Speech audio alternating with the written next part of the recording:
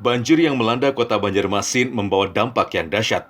Salah satunya menimpa gedung sekolah SMP 19 di Jalan Pemurus Dalam yang rusak berat akibat terendam banjir selama 2 pekan.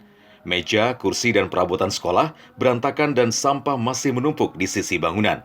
Tidak itu saja, lantai sekolah kini retak-retak dan sebagian rusak, sedangkan dindingnya mulai miring dengan pondasi tiang bangunan mulai merenggang. Tidak hanya bangunan sekolah SMP ini yang terdampak, tapi juga gedung sekolah dasar di Banjarmasin. Jumlahnya mencapai 120 gedung sekolah dasar dengan tingkat kerusakan sedang dan ringan. Kondisi ini membuat Pemko Banjarmasin menyiapkan alokasi anggaran yang besar untuk pemulihan pasca banjir. Akibat banjir itu kalau SMP cuma satu, yaitu SMP 19. Tapi kalau untuk SD itu ada 121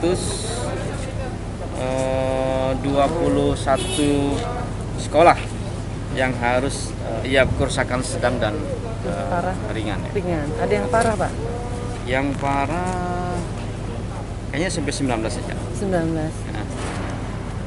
tidak ada yang lain. Apa yang kemudian dilakukan dengan kondisi Ya, kita tersebut? lakukan perbaikan-perbaikan dengan swadaya dari sekolah, termasuk juga untuk kita alokasikan anggaran untuk perbaikan rehab di beberapa sekolah. Mayoritas gedung sekolah yang rusak berada di kawasan Banjarmasin Timur dan Banjarmasin Selatan.